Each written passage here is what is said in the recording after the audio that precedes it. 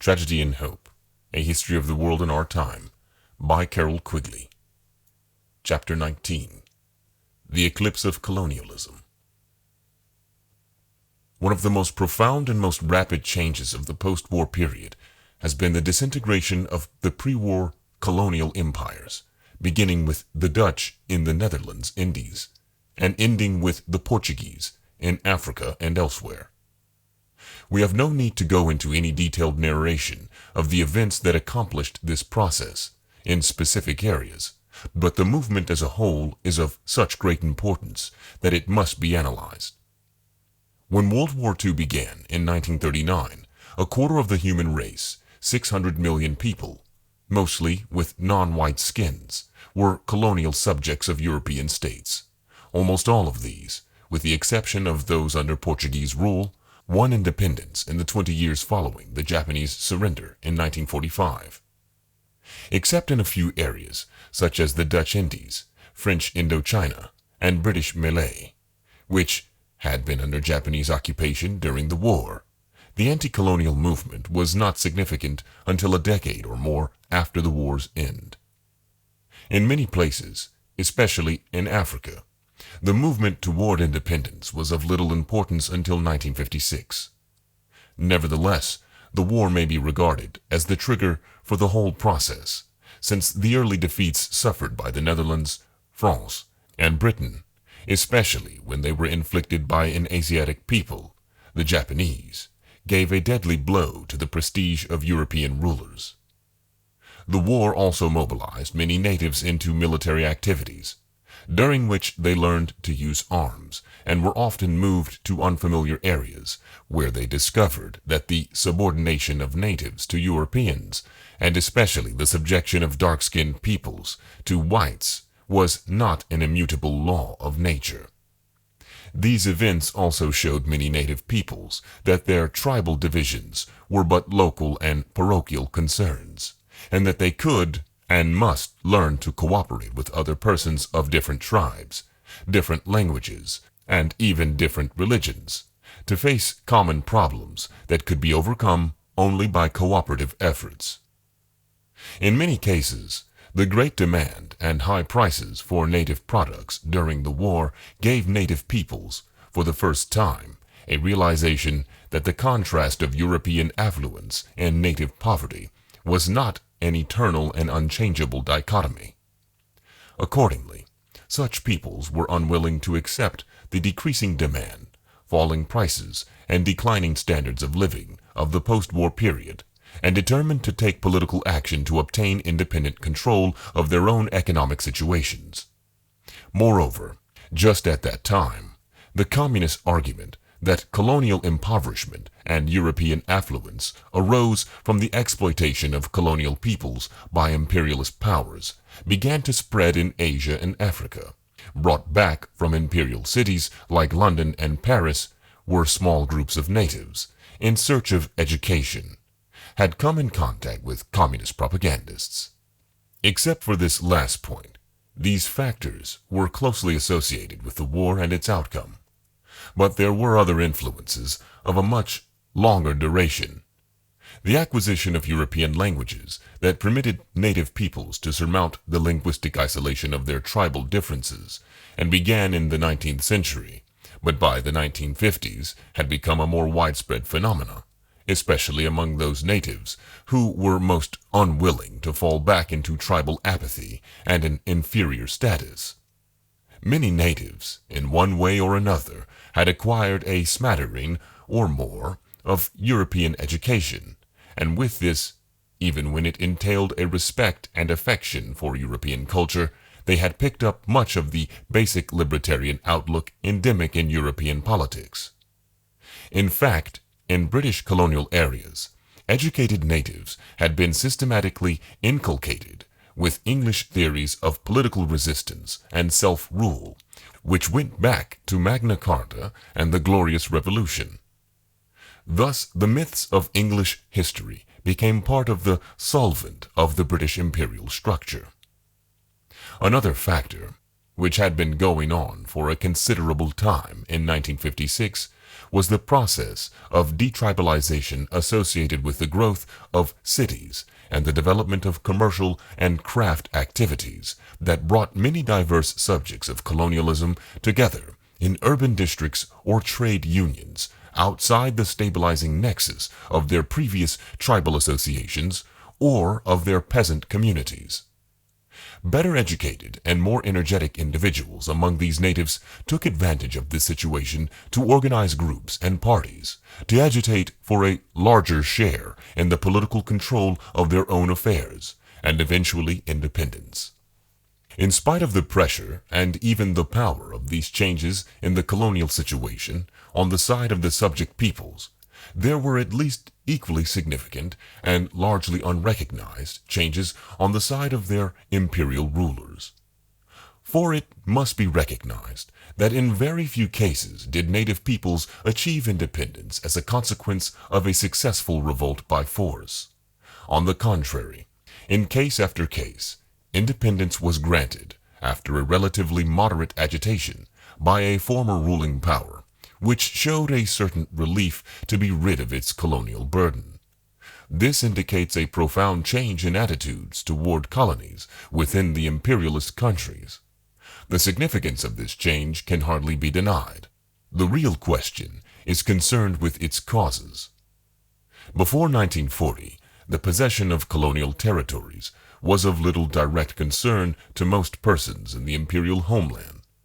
They knew that their country had colonies and ruled over peoples quite different from themselves, and this was regarded, rather generally, as probably a good thing, a source of pride to most citizens, and probably of some material advantage to the country as a whole. The costs of holding colonial areas were not generally recognized, and were usually felt to be minor and incidental. But in the post-war period, these costs very rapidly became major and direct charges, quite unacceptable to the ordinary citizen, when the post-war period and increased anti-colonial agitations required heavy taxation and compulsory military service to regain or to retain such colonial areas. Once this was recognized, the former rather vague satisfaction with colonial possessions soon disappeared, and there was a rapidly spreading conviction that colonies were not worth it. The burden of taxes and military service in remote areas was regarded as part of the war, to be ended as completely as possible, with the war itself, not to be continued indefinitely into the post-war period. Another closely related change occurred in economic aspirations. The citizens of the European colonial powers had survived 6 years of hardships in the war itself, and, in most cases, a decade or more of economic hardships in the pre-war depression. The war demonstrated that such economic hardships had been needless. The massive economic mobilization for the war showed clearly that there could be an equally massive post-war mobilization of resources for prosperity. The ordinary European was determined to obtain the rising standards of living and welfare security that he had been denied in the Depression and war, and he had no stomach to be denied these any longer in order to hold in subjection native peoples who wanted independence. Thus the former beneficiaries and upholders of empire, usually restricted to an upper-class minority or specialized interest groups, found that these interests no longer would be supported by the majority of their own citizens. In some cases, independence was achieved after a period of violence, rioting, and guerrilla warfare, although in no case did these actions, however extensive, become a matching of force between the colonial area and the imperial power. In no case could these powers be matched, since the latter was overwhelmingly larger. In most cases, a more or less token display of force by the colonial peoples showed that they could be subdued only by an expenditure of resources and inconveniences which the ruling power decided it did not care to make. The existence of the Soviet bloc and the appearance of the Cold War, with its almost irresistible demands for expenditures of resources, helped to tip the decision toward independence. Moreover, The opinion of the United States was favorable to independence for subject peoples in a rather doctrinaire and naive anti-colonialism rooted in the American revolutionary tradition, without regard for the very great benefits the native peoples had obtained from their European rulers. Resistance to the decolonizing process was strong only in exceptional cases, such as in the French army and in the Portuguese ruling groups. In Portugal, the despotic character of the regime made it possible for the adherents of the colonial system to sustain the policy of resistance to independence, but the role of the French army, especially in Indochina and Algeria, was almost unique. This unique quality in the Algerian crisis rested on three factors. 1. Algeria, which had been held by France since 1830, and constitutionally part of France, and its problem was part of the domestic history of the metropolitan country since 30 of the 626 members of the French Assembly represented Algeria. 2. In Algeria, there was a large group of European settlers, about 12% of the total population, who could not be turned over to an independent Arab majority, whom they had treated as inferiors for years. And 3. The French army, after a series of defeats from 1940 to Indochina in 1954, resolved not to be defeated in Algeria, and was prepared to overthrow by civil war any French cabinet that wished to grant independence to that area. Bitterness in Algeria was intensified by many other issues, including drastic religious, economic, social, and intellectual contrasts between the European settlers and the Algerian majority. The latter, for example, as a result of French medical skills, had one of the world's major population explosions, while the settlers owned most of the land and almost all the local economic activities. The bitterness of the Algerian struggle almost exceeded belief, as the extremists on each side adopted intransigent positions and sought to eliminate by assassination the more moderate of their own groups. Both sides resorted to strikes and riots in the cities, guerrilla operations, and farm place in some concealed area of backstage intrigue and discussion, rather than out in the public arena of the National Assembly. The latter body becomes a mechanism for publicly demonstrating national solidarity, or for proclaiming public policy, rather than an area of conflict as it had become in the Western European parliamentary system. This tendency to seek a public display of uniformity and national solidarity through political and constitutional processes was evident in Hitler's Third Reich, as it has been in other recent European authoritarian states, including the Soviet Union, and has also appeared in the more traditionally free governments of Western Europe and the United States. The European tradition to seek a settlement of disputes or differences by force or in battle was evident in the feudal tradition, in the electoral and parliamentary systems, in the contentious rather than investigatory nature of English legal procedure, and in the European and especially English obsession with sports and athletic contests. It is part of the warlike tradition of Europe that gave it the weapons, development, and political power to dominate the world. Such an emphasis on force as a prime factor in human life is rarer in colonial areas, especially in those where peasant traditions are strong and pastoral traditions are weak, such as India, Southeast Asia, China, and much of Negro Africa. In these areas, force often appeared in a ritual or symbolic way, so that the outcome of a battle was settled by the infliction of a single casualty, which was taken to indicate a religious or magical settlement of the dispute, making further conflict unnecessary. This reluctance to the use of force in social life in many colonial areas has raised the problem of how the areas claimed by these new nations can be defended, either against their more aggressive neighbors or against more militant tribes or groups within their own population. In many areas, notably in Africa, the existing boundaries of the new nations have no relationship to any power structure or to any existing factual realities at all. As colonies, these areas' boundaries reflected to some extent the power relationship of their imperial countries in Europe. But now that independence has been achieved, the boundaries reflect nothing. In many cases, the existing boundary, drawn as a straight line on the map, cuts through the center of tribal areas, the only existing local political reality. The lack of a military tradition in many ex-colonial areas makes defense a difficult problem, as was shown in the Indian defensive weakness during the Red Chinese attack of 1962.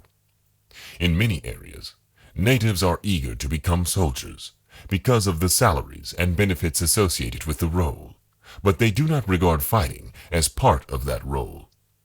In many cases, they become pressure groups seeking additional benefits and may become a considerable burden on the new nation's budget and a threat to the stability of the state itself, while providing little or no protection to the state against possible outside enemies.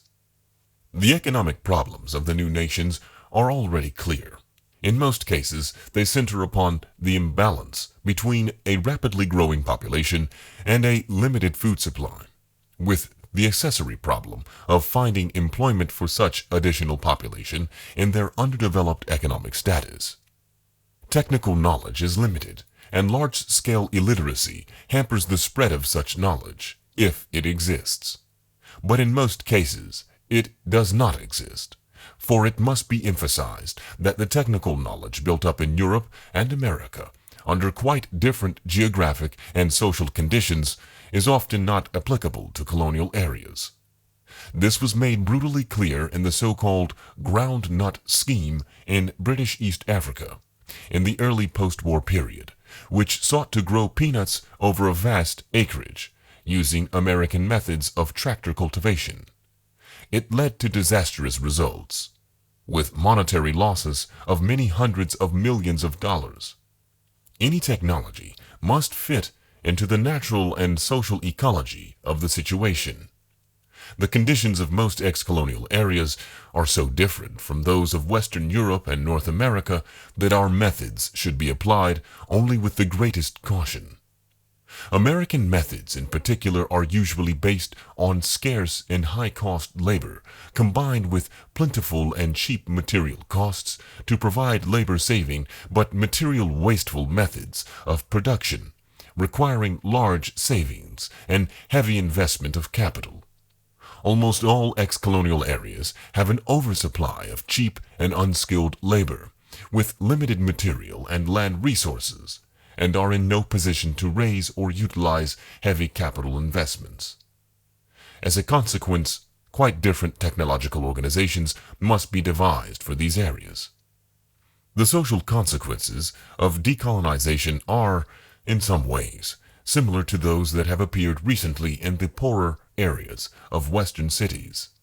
This has been called anomie, the shattering of stable social relationships, and arises from rapid social change rather than from decolonization. It gives rise to isolation of individuals, destruction of established social values and of stability, personal irresponsibility, shattered family relationships, irresponsible sexual and parental relationships, crime, juvenile delinquency, a greatly increased incidence of all social diseases, including alcoholism, use of narcotics and neuroses, and personal isolation, loneliness, and susceptibility to mass hysterias. The crowding of large numbers of recently detribalized individuals into rapidly growing African cities has shown these consequences, as indeed they have been shown in many American cities, such as New York or Chicago, where recently deruralized peoples are exposed to somewhat similar conditions of anomie. Some of the more intractable difficulties of newly decolonized areas are psychological, especially as these difficulties are hard to identify and often provide almost insuperable obstacles to development programs, especially to those directed along Western lines. It is, for example, not usually recognized that the whole economic expansion of Western society rests upon a number of psychological attitudes that are prerequisites to the system as we have it, but are not often stated explicitly. Two of these may be identified as 1. Future preference, and 2. Infinitely expandable material demand. In a sense, these are contradictory, since the former implies that Western economic man will make almost any sacrifice in the present for the sake of some hypothetical benefit in the future, while the latter implies almost insatiable material demand in the present. Nonetheless, both are essential features of the overwhelming Western economic system. Future preference came out of the Christian outlook of the West, and especially from the Puritan tradition, which was prepared to accept almost any kind of sacrifice and self-discipline in the temporal world for the sake of future eternal salvation. The process of secularization of Western society since the 17th century shifted that future benefit from eternity to this temporal world, but did not otherwise disturb the pattern of future preference and self-discipline. In fact, these became the chief psychological attributes of the middle class that made the Industrial Revolution and the great economic expansion of the West. They made people willing to undergo long periods of sacrifice for personal training and to restrict their enjoyment of income for the sake of higher training and for capital accumulation. This made it possible to develop an advanced technology with massive shifting of economic resources from consumption to forming capital equipment. On this basis, Quakers, Puritans, and Jews built the early railroad systems, and English nonconformists combined with Scottish Presbyterians to build the early iron industry and steam engine factories. Other advances were based on these. The mass production of this new industrial system was able to continue and to accelerate to the fantastic rate of the 20th century because Western man placed no limits on his ambition to create a secularized earthly paradise. Today, the average middle-class family of suburbia has a schedule of future material demands which is limitless. A second car is essential, often followed by a third. An elaborate reconstruction of the basement provides a recreation room, which must be followed in short order by an elaborate patio with outdoor cooking equipment and a swimming pool. Almost immediately comes the need for an outboard motorboat and trailer to carry it, followed by the need for a summer residence by the water and a larger boat. And so it goes, in an endless expansion of insatiable demands, spurred on by skilled advertising, the whole keeping the wheels of industry turning, and the purchasing power of the community racing around in an accelerating cycle. Without these two psychological assumptions, the Western economy would break down or would never have started. At present, future preference may be breaking down, and infinitely expanding material demand may soon follow it in the weakening process. If so, the American economy will collapse unless it finds new psychological foundations. The connection of all this with ex-colonial areas lies in the fact that without these two attitudes, it will be very difficult for underdeveloped nations to follow along the Western path of development. This does not mean that no achieving society can be constructed without these two attitudes. Not at all. Many different attitudes in proper arrangement might be made the basis for an achieving society. But it would probably not be along the Western lines of individual initiative and private enterprise. Religious feeling or national pride, or many other attitudes, could become the basis for achievement and economic expansion, as they were in ancient Mesopotamia and Egypt, or in medieval Europe. But such other basis for achievement would be unlikely to provide a system using private savings as its method of capital accumulation, or personal ambition as its motivation for acquisition of highly developed technological training and skills, as in our economy. The ordinary African is very remote from either future preference or infinitely expandable material demands. He generally has preference for the present, and his demands are often non-material and even non-economic, such as his desire for leisure or for social approval. The African has a fair recognition of the immediate past, a dominant concern for the present, and little concern for the future. Accordingly, his conception of time is totally different from that of the average Western man. The latter sees the present only as a moving point, and no dimension that separates the past from the future. The African sees time as a wide gamut of the present, with a moderate dimensioned past and almost no future. The outlook is reflected in the structure of the Bantu languages, which do not emphasize the tense distinctions of past, present, and future, as we do, but instead emphasize categories of condition, including a basic distinction in the verb between completed and incompleted actions that places the present and the future, both concerned with unfinished actions, in the same category. We do this occasionally in English when we use the present tense in a future sense by saying, "He is coming tomorrow." But this rare use of the present to indicate the future does not blur our conception of the future the way constant use of such a construction does in Bantu. In addition to his present preference, the Bantu has a list of priorities in his conception of a higher standard of living, which contains many non-economic goals.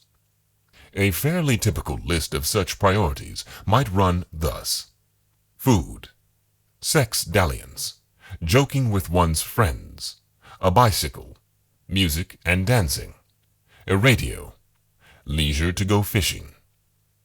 Any list such as this, with its high priority for non-economic and basically leisure activities, does not provide the constantly expanding material demands that are the motivating force in the West's economic expansion, nor in the African's strongly socialized personality, which shares all its successes and wants with others, and constantly yearns for the social approval obtained by sharing income with kinfolk and friends, capable of supporting any economy of private selfishness and individual capital accumulation that became the basis for the industrial expansion of the West.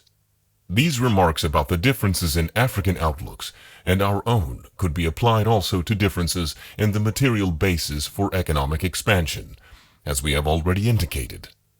It is perfectly true that the obstacles we have mentioned do not apply to all Africans or to all parts of Africa. But in general, it can be said that most Western methods and organizations do not fit the non-Western context of the newly independent countries, and that these differ so greatly from one another, or even in some cases, such as India, within a single nation, that the direct application of Western methods to these new areas is inadvisable. Such Western methods might work if native peoples could acquire some of the more basic attitudes that have been the foundation of Western progress. For example, the victory of the West in World War II was attributed to our capacity for rationalization and for scientific method. These, in turn, rest on the most basic features of the Western outlook and traditions, on the way in which our cognitive system categorizes the world and the value system we apply to this structure of categories.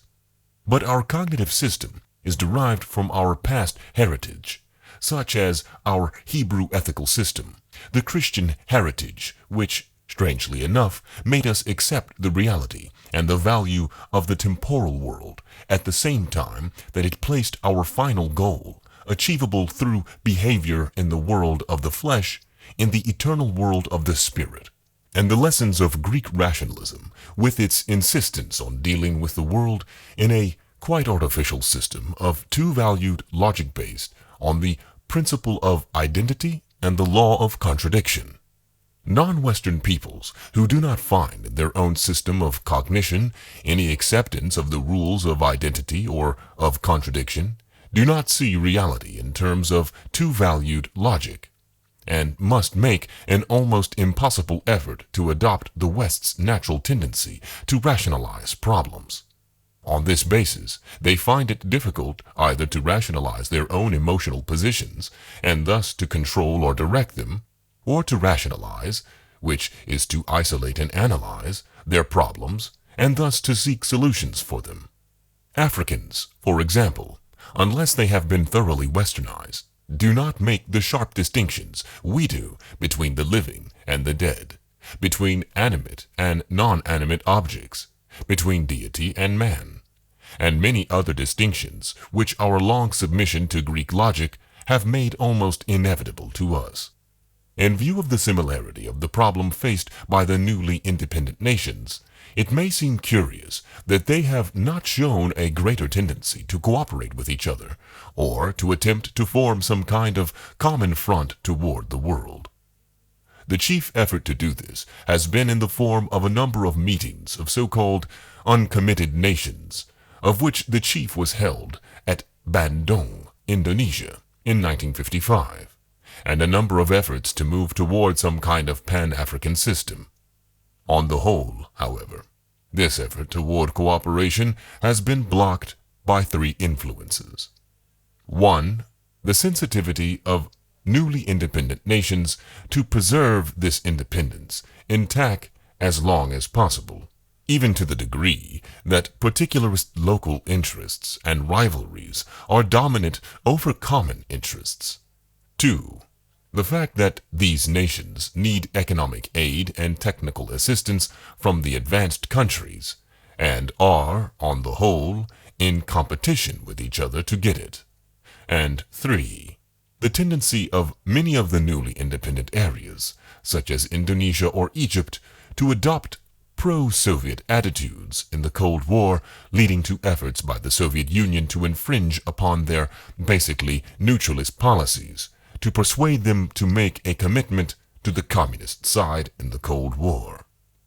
In many ways, the problems of independence have a distinctly different character in Africa from Asia.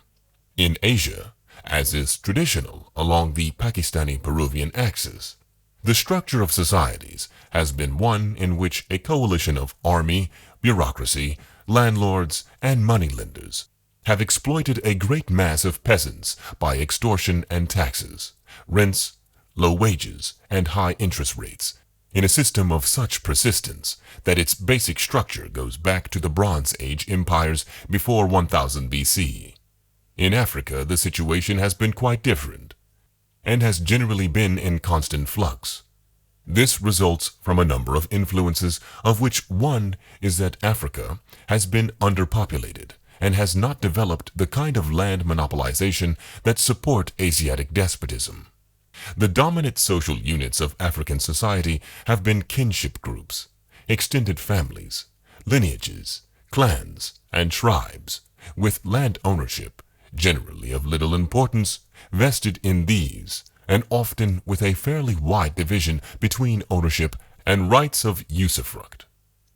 Moreover, land use in Africa has generally been a fallow system, often of the slash-and-burn type, in which land is cropped for a few years and then abandoned for an extended period to recover its fertility. Thus, agriculture has been on a shifting basis, and peasant life in Africa has been almost as mobile as pastoral activities are, without the permanent localism that is associated with rural villages in Eurasia. Moreover, in Africa, tillage of the soil, usually by digging stick rather than by plow, has tended to be carried on by women, usually wives, and the relationship of the agricultural worker to any exploiter has been a matrimonial or family relationship rather than a relationship that was basically economic, as in Eurasia's serfdom, hired laborer, or plantation slavery. All these features of the basic relationships between men and the land in Africa have restricted the growth of the kind of agrarian superstructure associated with Asiatic despotism, and left, instead, a very amorphous and fluctuating system in which no complex exploitative system could be screwed down on the masses of the people because these people were too free to move elsewhere. As a result of this, the kinship groups that are the chief feature of rural Africa are constantly mobile, and even today can tell how their common ancestor, a few generations back, arrived in their residence from some other vague place. This mobile and transitory character of native African life has been increased by two other historical features of Africa's past: the pastoral intrusions and slave raiding. The pastoral intrusions arose from the movement into and across Africa of warlike peoples who lived from herds of cattle and horses and imposed their loose rule upon the more peaceful peasant natives. These pastoral intruders have been of two kinds. The first were Bantu cattle herders, who derived their way of life from other peoples in northeastern Africa, and moved generally south and southwest toward Natal and Angola. These include such savage fighting peoples as the Zulus or the Matebales of Rhodesia. The second pastoral group has been made up of Arabic, or at least Islamized intruders, also from northeastern Africa, who have moved, generally westward across Africa, with horses.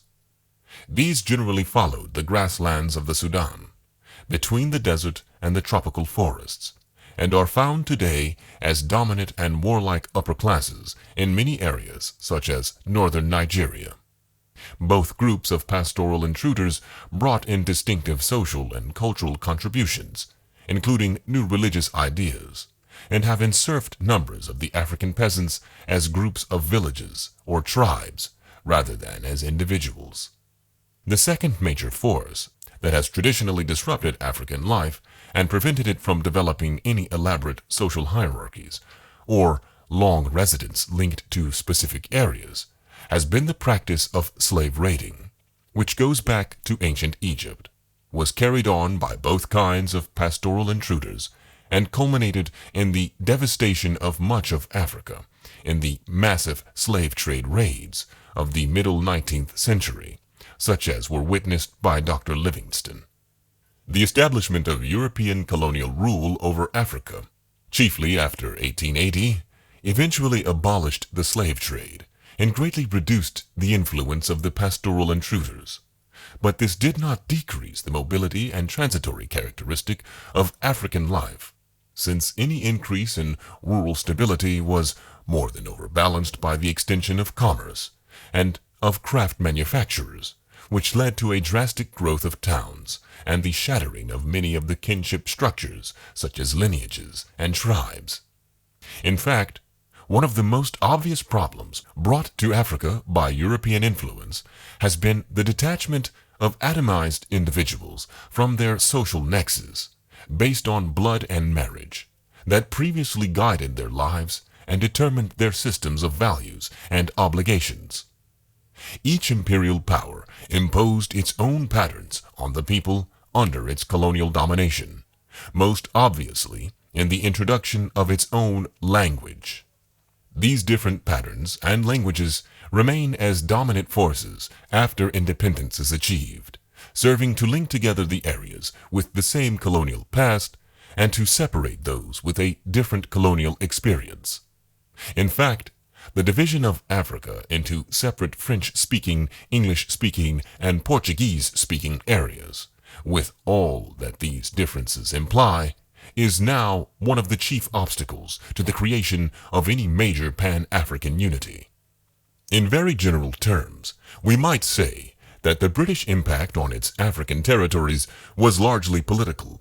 The French was cultural, the Belgian was economic, and the Portuguese was religious. The obsession of the upper classes of Britain with government and politics was reflected in their colonial policies, which emphasized the introduction of law and order, introduced political and legal systems based on English models, and educated the minority of native peoples who obtained education in the politically dominated training provided for the English upper classes. Most educated natives studied political science and law. To this day, ex-British colonial areas show this pattern. The French in Africa talked of their mission civilisatrice, by which they meant, at a minimum, to offer native peoples the French language, with a smattering of French culture. Many natives fell in love with this culture, and with Paris, so that when liberation came, they did not, as did the British-trained natives, become obsessed with the spirit of political opposition, but rather showed a desire to continue the extension of French cultural life, especially literature, along with political independence. Today, some of the best poetry written in the French language comes from Africans. The Belgians in the Congo rejected any effort to extend political or cultural life to their native peoples, but instead sought to provide them with skills as trained laborers and to build up a prosperous economic basis for a high native standard of living, while at the same time allowing them to get no glimpse of European life, the outside world, political training, or cultural and intellectual ideas. As a result, when independence came to the Congo in 1960, the vast area had one of the highest native standards of living in tropical Africa, but had fewer natives who had attended a university or had ever traveled abroad than any French or British territory. The Portuguese were concerned with conversion of natives to Christianity and with little else, believing that their control of their areas could be maintained best if all other kinds of change were kept minimal. They practiced racial equality and were willing to admit to Portuguese citizenship any native who was individually successful in obtaining a Portuguese education, but on the whole they did not encourage even this kind of development. The background of the whole process of African decolonization was built up in the wartime and early post-war periods. But the trigger on the chain reaction of the decolonization process was the defeat of the Anglo-French effort at Suez, because of America and Soviet pressure in October 1956. As might perhaps be expected, the process began in a British colony, the Gold Coast, now called Ghana. The independence of Ghana was a personal achievement of Dr. Kwame Nkrumah, who returned to Accra from an educational process in Pennsylvania and the London School of Economics. The year before, in 1946, the Gold Coast obtained the first British African Legislative Assembly that was allowed a majority of Africans. Nkrumah's agitations, including the founding of a new political party, the Convention People's Party, under his own control, earned him a 2-year jail sentence. While he was still in jail, his party won 34 of the 38 seats in the Assembly in the election of 1951. Therefore, he was released from confinement to take control of the administration. With goodwill on both sides, a transition period of 6 years gave Ghana its independence, under Nkrumah's rule, in March 1957. Within a year of independence, Nkrumah faced the typical problems of post-colonialism that we have mentioned: a rapid fall in cocoa prices, upon which Ghana's international trade position depended; disease in the cocoa trees, which required destruction of thousands of trees over the violent protests of their peasant owners; dissension between the pagan, commercial, coastal area, in which the Convention People's Party was based, and the more pastoral Islamic remote interior. Nkrumah soon showed his readiness to handle all problems with ruthless decision. The sick cocoa trees were cut down. Political opponents were silenced in one way or another. Nkrumah was ballyhooed as the father of all Africans, the unique genius of the African Revolution, the mystic symbol of all black men's hopes.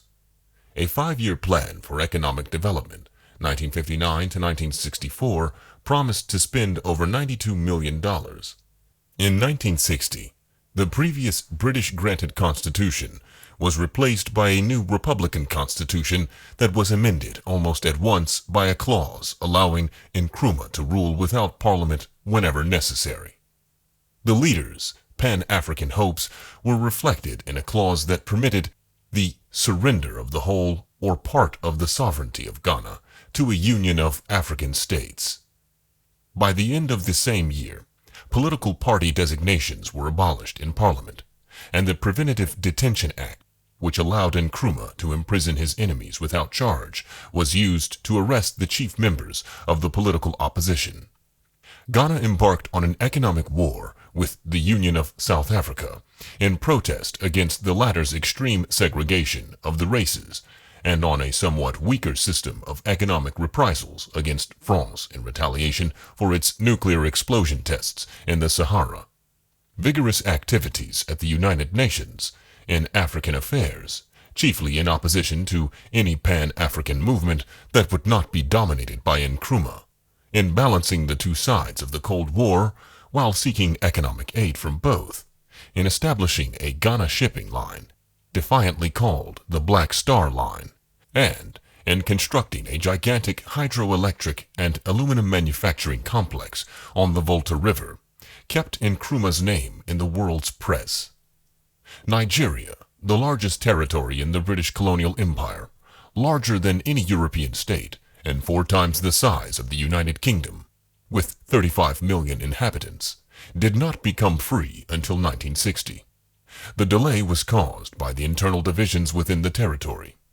These were not expected, for the territory was an artificial creation, cut out of the African wild by Lord Lugard just before World War I. It consisted of 3 regions, North, West, and East, which had no central assembly until 1946, and continued to have diverse interests and attitudes. Each region had a separate government with a joint federal government at Lagos. The northern region is Mohammedan, patriarchal, underdeveloped, poor, ignorant, and feudal, ruled by an aristocratic upper group of emirs, descended from pastoral conquerors. The western region is small but rich, and thickly populated with progressive agriculturalists, chiefly Yoruba. The eastern region, dominated by the Igbo peoples, tends to dominate the whole federation. There are tribal and religious differences between the 3, since the south is pagan, and government of the federation must be by coalition of 2 regions against the 3rd. American-educated Dr. Nnamdi Azikiwe, known as Zeke, was the first governor-general, functioning as president, and the dominant political figure from the eastern region, while the prime minister was Sir Abubakar Tafawa Balewa, a Muslim from the northern region. The opposition was led by Chief Obafemi Awolowo of the western region.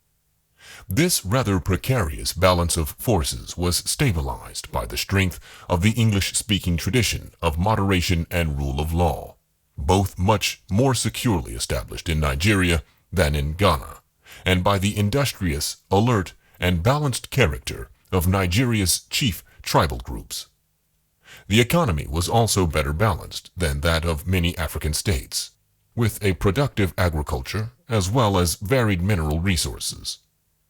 The key to Africa's future may rest with the success of former French Africa, since this group seems to provide a nucleus on which the more moderate forces on the continent may congregate.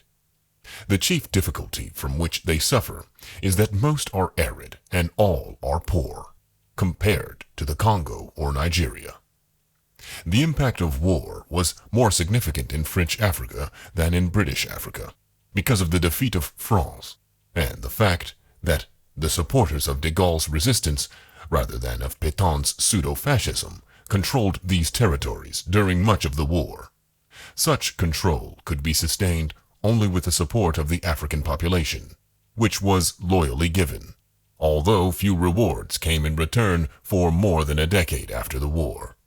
Then freedom came swiftly, in sequence to the military disasters in Indochina in 1954. and the rising disaster in Algeria, rather than from the events or struggles in Black Africa itself. The first effort was not toward independence, but toward closer union with France, by incorporating the African territories in an elaborate federal structure, the French Union, which gave the Africans representation and even cabinet posts in Paris. One of the incidental consequences of this largely transitory structure was that the neutralism of the African end of the structure tended to spread to the metropolitan end in Paris.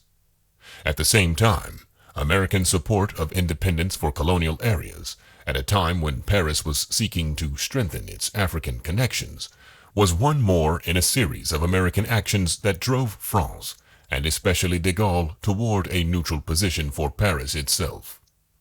The French Union was still in process of being established in 1958, after having lost Indochina in 1954, Morocco and Tunisia in 1956, when the Fourth French Republic disintegrated beneath the strain of the Algerian crisis, and de Gaulle came in with his constitution for the Fifth Republic. This provided a federal system by which essential powers were reserved to the central authority, and other powers devolved upon the autonomous member states. The key community functions reserved to France included foreign affairs, defense, currency, common economic and financial policy, control of strategic materials, and, with certain exceptions, higher education, justice, external transportation, and communications. The new constitution was presented to the overseas areas of France with the opportunity to accept or reject it, but with little exceptions that any area would reject it because of their need for French economic aid and other expenditures of federal funds. Sékou Touré of Guinea, however, persuaded his area to vote against ratification and was, in retaliation by de Gaulle, instantly ejected from the French community and its political and financial support, about $20 million a year, was stopped. The newly independent and outcast area sought support in Moscow, spreading panic in other capitals at this opening of the African scene to Soviet penetration. For about 5 years, Guinea sought an alternative to the French system, established an authoritarian one-party leftist regime, signed an Act of Union with Ghana, a meaningless agreement that brought Touré a $28 million loan from Nkrumah, and welcomed Soviet aid and communist technicians to Conakry. Guinea recognized East Germany, welcomed influences from Red China, accepted American offers of counter-aid, and nationalized all schools, churches, and many French-owned business enterprises. For a while, a possible union of Ghana, Guinea, and the Mali Republic, former French Sudan, signed in 1961, threatened to form a union of African states. But this hope faded, along with the anticipation of any substantial Soviet aid or assistance, and Guinea, by 1963, was in process of working its way back into the French-African system. The Guinea exodus from the French community in 1958, regretted by both sides within a few years, opened the way to independence for all French Africa. Senegal and the Sudanese Republic, linked together briefly as the Mali Republic, obtained freedom in April 1960 and started a flood of declarations of independence led by Madagascar, Malagasy Republic. This political disintegration of the French areas in Africa raised at once two acute problems. One, what would be their relationship with France, a connection that had brought French Africa over $2 billion in French development funds in the 1947 to 1958 period, and two, what agreements could be made between the newly independent states to prevent the balkanization of Africa, with its resulting inability to handle problems of transportation, communications, public health, river development, and such, which transcend small local areas. To answer the first question, a French constitutional law of June 1960 changed the French community to a contractual association. 14 French African states signed a multitude of individual agreements with France that recognized their full sovereignty on the international scene, but established cooperation with France over a wide range of economic, financial, cultural, and political relationships. Thus, by voluntary agreement, French control along the general lines of the existing status quo was preserved. The effort to prevent balkanization by some sort of federal arrangement for the French African areas was prevented by the objections of Ivory Coast and of Gabon. The former was the wealthiest of the 8 French Western African states, while Gabon was the richest of the 4 French Equatorial African states. This opposition broke up the Mali Union of Senegal and Sudan in 1960, and the latter, taking the name Mali to itself, drifted off toward cooperation with Guinea. This disintegration of French Africa was stopped only because of growing anxiety at the efforts of Ghana's Nkrumah to form an opposed Pan-African bloc of a leftist tinge. This effort gave rise to the Union of Independent African States and the All-African Peoples Conferences. The Union of Independent African States arose from the Pan-African dream of the late George Padmore and was organized by him for Nkrumah. Its first meeting at Accra in April 1958 had representatives of the 8 states then independent in Africa: Ethiopia, Ghana, Liberia, Libya, Morocco, Sudan, Tunisia, and the United Arab Republic. They demanded an end to French military operations in Algeria and immediate independence for all African territories. 3 subsequent meetings in 1959 to 1960 advanced no further, except to attack the establishment of racial segregation, apartheid, in South Africa, and Nigeria blocked efforts to take immediate steps toward a United States of Africa in June 1960. The All-African Peoples Conferences, also sponsored by Nkrumah, were great mass conventions of labor unions, youth groups, political parties, and other organizations from all Africa, including non-independent areas. They achieved little beyond the usual denunciations of colonialism, apartheid, and the Algerian War.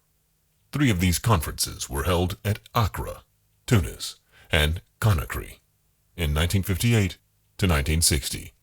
In opposition to these Ghana-inspired movements, in late 1960, Dr. Félix Houphouët-Boigny, the political leader of Ivory Coast, one-time French cabinet minister and French spokesman at the United Nations, took steps to organize a French-centered union of African states, called the Brazzaville 12, after their second meeting at Brazzaville, French Congo, in December 1960.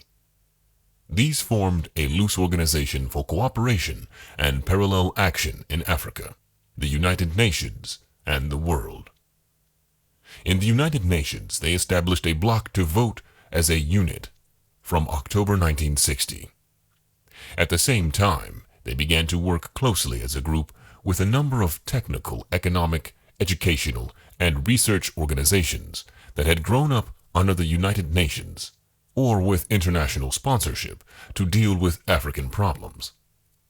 Of the large number of these, we need mention only the Commission for Technical Cooperation in Africa, south of the Sahara, head office in London, and its advisory council, the Scientific Council for Africa south of the Sahara, head office in Belgian Congo, the Foundation for Mutual Assistance in Africa south of the Sahara, office in Accra.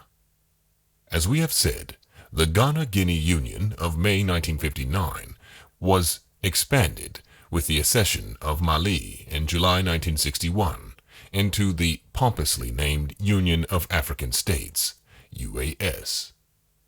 At Brazzaville in December 1960, 6 French territories of West Africa and 4 of Equatorial Africa joined with the Cameroons Federation and the Malagasy Republic to form the Brazzaville 12, officially entitled Union of African and Magalese States, or UAMS.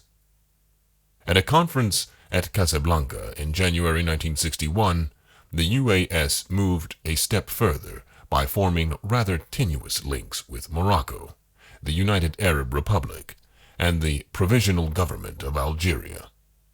4 months later, at Monrovia, the UAMS formed a more stable and homogeneous grouping of 20 by adding to the Brazzaville group Liberia, Nigeria, Togo, Sierra Leone, Ethiopia, Somalia, Libya, which had previously been at Casablanca, and Tunisia. This represented a considerable victory over the UAS group, and was the result of several influences. A number of African leaders, led by President Tubman of Liberia, objected to Nkrumah's efforts to introduce the Cold War into Africa, and to his extravagant propaganda, controversy, and cult of personality within the African context. Moreover, the Casablanca grouping was paralyzed by the rivalry between Nkrumah and Nasir, and by the non-African orientation of the Muslim North Africa members, who constantly sought to drag the African states into non-African issues, such as the Arab hatred of Israel. The UAMS group has eschewed these issues, has sought to avoid controversy and propaganda, and has played down the anti-imperialist, anti-Portuguese, anti-South African issues which rouse such enthusiasm, but achieve so little in mass assemblies of Africans. The UAMS also, unlike the UAS group, has rejected any efforts to interfere in the domestic affairs of its African members and neighbors. Instead, it has tended to work quietly on rather technical questions, and has been satisfied with moderate agreements. Its chief meetings, usually twice a year, have assembled the chiefs of the member states, with a different host city on each occasion. Agreements reached at these high-level conferences, and then generally implemented by subsequent meetings of specialized or technical experts. The Union's concerns have been economic and social rather than political or ideological, and its approach to its problems has been generally conciliatory, tolerant, empirical, relatively democratic, pro-Western, and above all, tentative. Most of its achievements have resulted from months of careful testing of the ground and have usually been considered at several of its summit conferences. Its Charter of Union, for example, was not signed until the fourth conference at Tananarive in September 1961. Its mechanisms of operation, beyond the semi-annual meetings of chiefs of state, consists of a secretariat and secretary-general at Cotonou, Dahomey, a defense union consisting of a council of the 12 defense ministers and a general staff, and military secretariat at Ouagadougou, Volta. The Organization of African Malagasy Economic Cooperation, stationed at Yaoundé, Cameroon. An African Malagasy Union of Posts and Telecommunications, consisting of the 12 ministers concerned with these, and a central office at Brazzaville. A joint Air Afrique airline associated with Air France, and other similar organizations concerned with development, shipping, research, and other activities. Several agreements have been signed establishing judicial, financial, and commercial cooperation. The whole system has an independent budget financed by a fixed percentage grant from each state's budget to the common fund. The whole relationship has formed the chief element of stability in African problems, has retained its close contacts with France, and has formed the core of a moderate group among the growing multitude of neutrals at the United Nations. Its possible implications for the future political organization of Africa, if not for a wider area, will be considered in the next chapter.